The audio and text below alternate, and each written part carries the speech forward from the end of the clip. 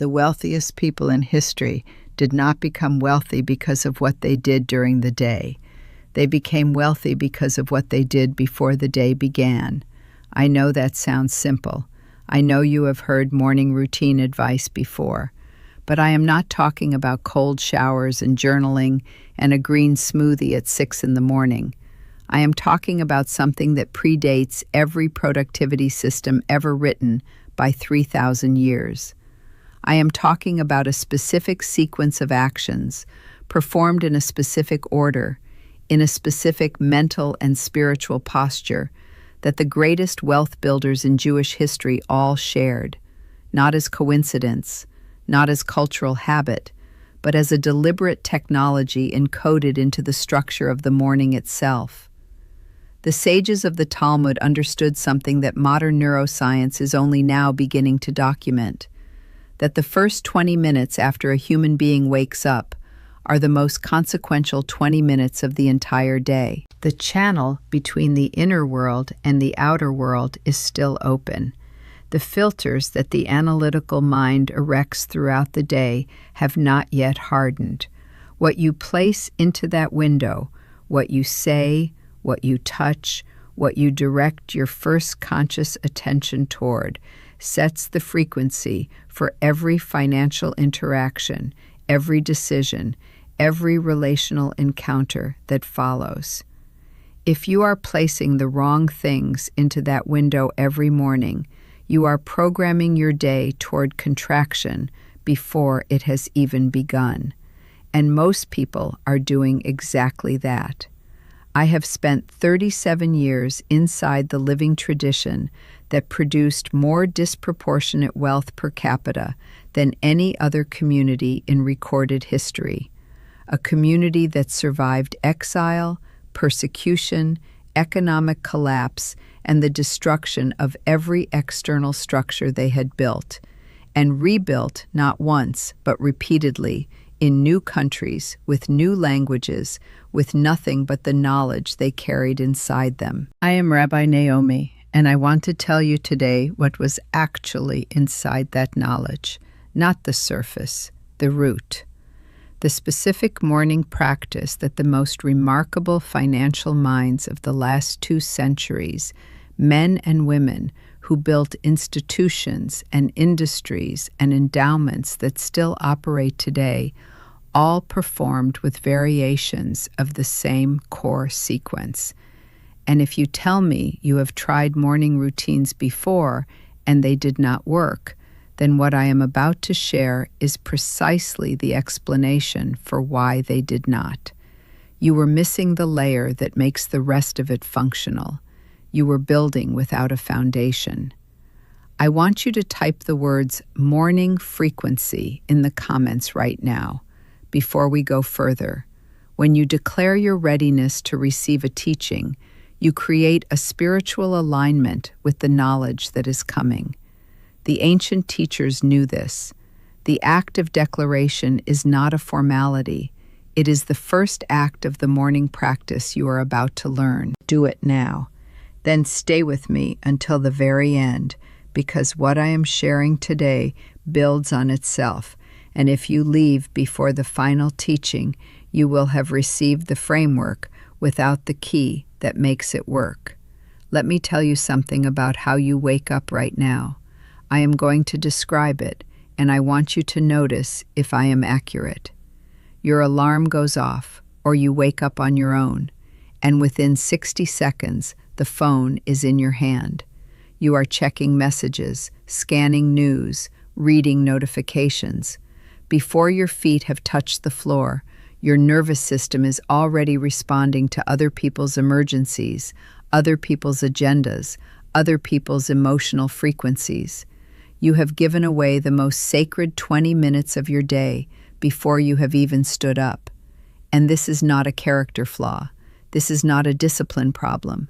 This is a design problem. You were never taught what that window actually is, or what it is actually for. So you filled it with whatever the platform decided to show you, and then you spent the rest of the day wondering why you felt reactive, scattered, and somehow behind before noon. This is not a small thing. The sages did not teach about the morning because they were obsessed with productivity. They taught about it because they understood that the human being who does not govern the first moment of consciousness every day will spend the rest of that day being governed by forces they did not choose. And a person who is governed by unchosen forces cannot build anything deliberate, cannot accumulate anything with intention, cannot be a vessel for the overflow that the tradition promises is available to every person who prepares for it correctly. Now I want to take you somewhere. I want you to walk with me into a specific morning in the winter of 1879 in Vilna, a city in what is now Lithuania, a city that in those years held one of the densest concentrations of Jewish scholarship, poverty, and philosophical brilliance in the world. The great Reb Yisrael Salanter, founder of the Musar movement, one of the most influential ethical and psychological thinkers in the last 500 years of Jewish history, was in the final years of his life. He had spent decades teaching something that his contemporaries found uncomfortable, that the primary obstacle to a meaningful life, including a financially stable life, was not external circumstance. It was the untrained inner life, the part of the human being that woke up reactive, anxious, small, and governed by automatic patterns laid down in childhood and hardened by decades of repetition. Reb Yisrael taught that the morning was the only moment in the day when that automatic machinery had not yet fully engaged. He and the students he trained did not use the morning for study in the conventional sense. They used it for something he called hitbonanut, a deep and deliberate self-examination performed before the day's pressures could activate the defensive patterns that kept people locked in their limitations. This was not meditation in the modern sense. It was a specific, directed practice of attention. Name what you fear today. Name what you covet. Name where your automatic financial behavior tends to go when pressure arrives. Name it before the pressure arrives, so that when it does, you are not surprised by yourself. Reb Yisrael observed over decades of working with students in real poverty, students with real debts and real failures and real families to feed, that the ones who practiced this specific morning work began to make different decisions, not dramatically, not overnight, but consistently and cumulatively, in ways that changed their financial trajectory within months, not years. He documented this, his students documented it, and the pattern has been documented by every major teacher in that lineage since. I want to tell you about a man who came to study with me 6 years ago. He was in his late 50s, had worked in import and export for almost 30 years. He was good at it. He knew his industry. He had survived every downturn that had hit his sector and was still standing when many of his competitors had closed. But he had a ceiling, a very specific ceiling that he could not explain. Every time his business approached a certain level, a specific revenue threshold that he had been circling for 11 years, something contracted. A deal fell through. A supplier problem emerged. A key employee left. He had tried every strategic solution his industry offered. He had hired consultants. He had restructured twice. He had expanded to a new market that looked promising and then quietly retreated when it did not deliver. He came to me not as a student of the tradition. He was quite secular, quite pragmatic. But because a friend had suggested he try something outside the domain he had been working in. We spent the first hour not talking about his business at all. We talked about his morning. What did he do in the first 20 minutes after waking? And as he described it to me, something became completely clear. He was beginning every single day in a state the Musar teachers call tzimtzum, a word that in the mystical tradition means contraction, the pulling inward of energy. His first act every morning was to open his email and immediately immerse himself in whatever had gone wrong overnight.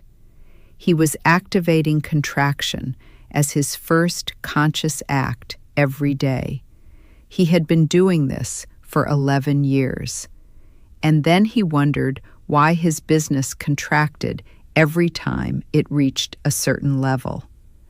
We changed one thing, just one thing, for the first 30 days. No phones, no email, no external input of any kind for the first 20 minutes of the day. Instead, a specific sequence that I am going to give you today. His results were not overnight. I want to be clear about that. The first 2 weeks were disorienting. He described feeling almost anxious during those 20 minutes, as if he was missing something urgent. That discomfort is itself part of the diagnosis. When the removal of distraction causes anxiety, you are looking directly at the mechanism that has been driving the contraction. The anxiety is the evidence. In the 4th week, he told me that something had shifted in his clarity. He was making decisions faster. He was less reactive in negotiations. He was seeing openings he had previously missed because he had arrived at every conversation already depleted from the morning. By the end of the 3rd month, the ceiling that had held for 11 years had moved. Not because the external circumstances had changed dramatically, because the man arriving at those circumstances every day was no longer operating from the frequency of contraction. I have observed this pattern more times than I can count. The morning practice is not peripheral, it is structural. Here is the lesson that this man's story teaches, and it is the same lesson the Musar tradition encoded into its morning practice. The outer life is always a reflection of the inner frequency you carry into it, not a metaphor, a mechanism.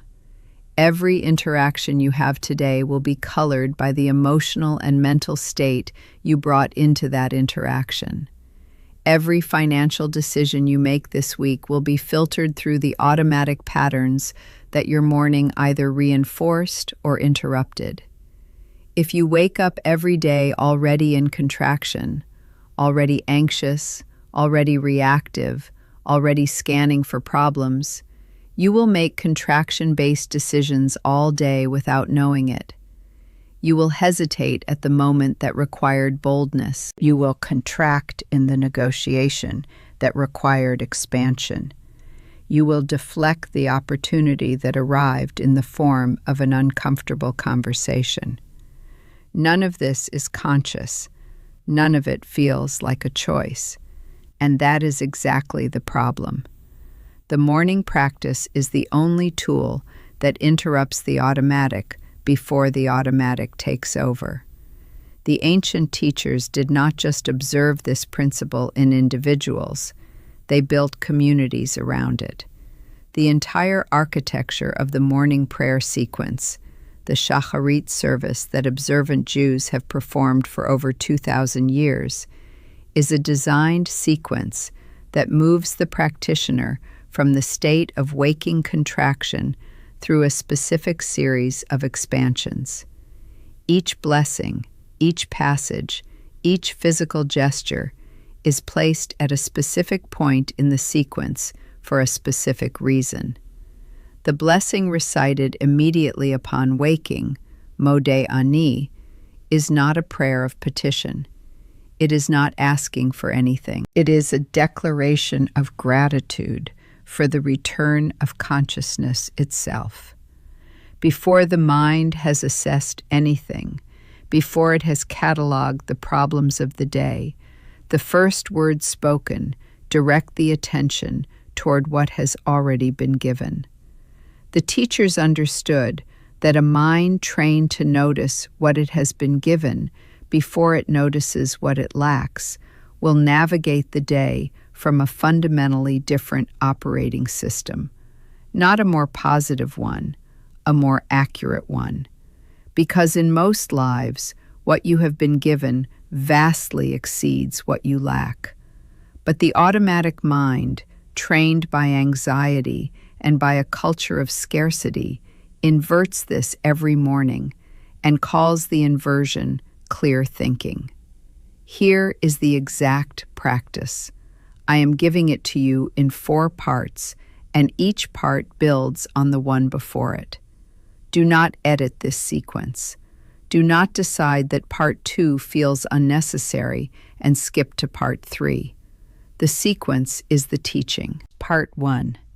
Before you touch any device, before you check anything, sit upright in your bed or stand beside it and say aloud, not in your head, aloud, one specific thing that was present in your life yesterday that you did not earn and did not arrange. Not a general statement of gratitude, specific. The cup of coffee that was good, the phone call that went better than you expected, the body that carried you through a full day without asking you to pay attention to it. One specific thing. Say it aloud. This takes 20 seconds. It is not optional, and it is not decorative. It is the first act of retraining the frequency you carry into the day. Part 2. Stand up, both feet on the floor, and before you move toward anything, the bathroom, the kitchen, the phone, stand still for 30 seconds. Not in prayer, not in visualization, just present. Both feet on the floor. The teachers called this kishuf haboker, the grounding of the morning. The body has been horizontal for hours. The energy has been dispersed inward during sleep. The act of standing still, deliberately, before the day pulls you in any direction, is the act of gathering yourself before you give yourself to the demands that are about to begin. 30 seconds, every morning. Part 3. Name one thing you are choosing to do today that is consistent with who you are trying to become, not what you are trying to get, but who you are trying to become. One action, specific. Today, I am choosing to respond to the difficult conversation I have been avoiding. Today, I am choosing to make the call I have been delaying for 3 weeks. One thing. The person you are becoming is built in these daily choices, and the morning is the only moment in the day when you are clear enough to make this choice deliberately rather than reactively. Speak it aloud. Write it if you can. 30 seconds of writing, not a journal entry. 1 sentence. And part 4. Read something from the wisdom tradition for 5 minutes. Not news, not social media, not business content. From the tradition. A passage of Proverbs, a paragraph of Musar, a teaching from one of the great teachers. 5 minutes of material that orients you toward the kind of person who makes the decisions you want to make. The mind in the first 20 minutes of the day is absorbing at a rate it cannot sustain once the day begins. What you pour in during those 20 minutes will circulate underneath everything else all day. Pour in wisdom. Pour in the voice of someone who saw clearly. 5 minutes. That is the complete morning practice. 20 minutes total if you take your time. The gratitude declaration, the standing still, the naming of one becoming choice, and 5 minutes of wisdom. This is not complex. It was never meant to be complex. It was meant to be daily. That is the entire secret. I want to tell you what to watch for in the first week of practicing this, because there will be a moment, probably around day 3 or day 4, where you will feel like it is not doing anything. The day will unfold in its ordinary way. The problems you had before will still be present, the accounts will look the same, and you will have a thought that says, "This is not working." I want you to name that thought when it comes, because that thought is not an observation. That thought is the contraction speaking. That thought is the part of you that was being fed by the reactive morning routine, the part that needs the anxiety of the overnight emails and the news cycle and the notifications in order to feel oriented. When that thought arrives, you are actually right on schedule. The discomfort of days 3 and 4 is not evidence that the practice is failing. It is evidence that something is changing underneath the surface, in the layer where the actual change always begins first. Stay with the practice. Do not modify it. Do not add to it or subtract from it in the first 30 days. What most people get wrong is they decide the practice needs to be optimized before they have allowed it to work. 40 days. The Talmudic tradition teaches that 40 days is the minimum unit of spiritual formation.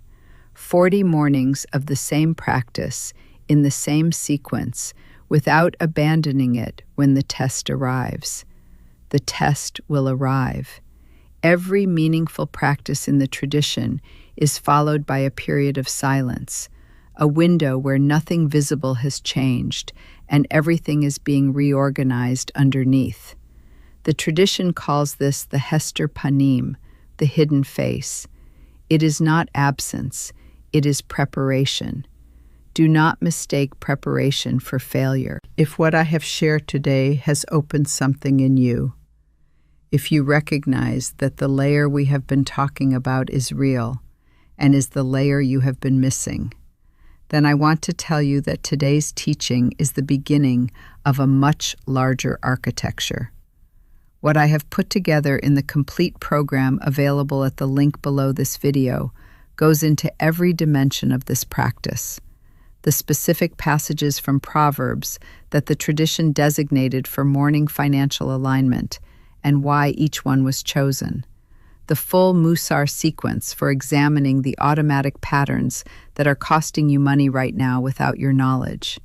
The specific practice that the great 19th century Hasidic masters performed every morning before any financial transaction, a 2-minute ritual that has no equivalent in modern financial teaching. The video you just watched gives you the foundation. The program gives you the complete structure. If you are serious about a permanent shift, not a temporary lift, but an actual change in the way your days are built, from the inside out, then the link in the description is the next step. Everything you need is there. Take this seriously. That is the one thing I want you to leave this video carrying. Not the excitement of having heard something new. Excitement is cheap and it fades by Wednesday. What I am asking for is the decision to take this seriously.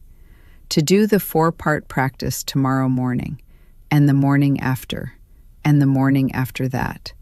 To stop waiting for the external circumstances to change and to begin, today, changing the inner circumstances that the external ones are reflecting. The financial life you want is not waiting for an opportunity you have not found yet. It is waiting for the version of you that wakes up every morning and before doing anything else, deliberately chooses the frequency you will carry into the day. Tell me in the comments, what is the one part of this morning practice that you are applying first tomorrow?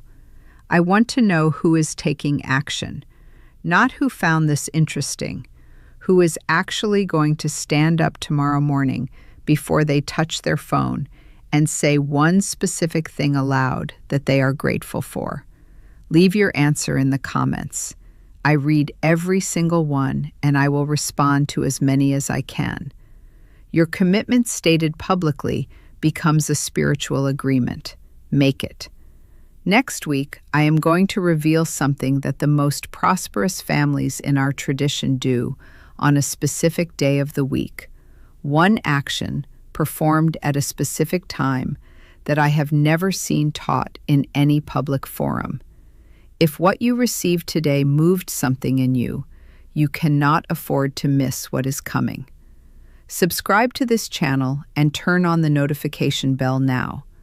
I will not repeat this teaching, and once the week passes, the moment passes with it. If today's teaching reached something real, if it named something you have been feeling but could not articulate, press the like button. When you do that, the platform places this in front of someone who is quietly searching for exactly what you just found. That press of a button is an act of generosity. Do it on behalf of someone you do not know yet who needs this. You came to this video looking for something. I hope what you received is larger than what you came looking for. That is always my intention. The morning that is waiting for you tomorrow is not like every other morning that came before it. You now know what the window is and what it is for. Use it, honor it, and watch what it builds. May your mornings be the foundation of everything your life is becoming. May the first words from your lips each day be words that call abundance toward you rather than scarcity. May you wake up tomorrow and choose deliberately, before the world has a chance to choose for you, the person you are becoming and the life that person is building. That choice is available to you. It has always been available to you. Now you know how to make it. Shalom.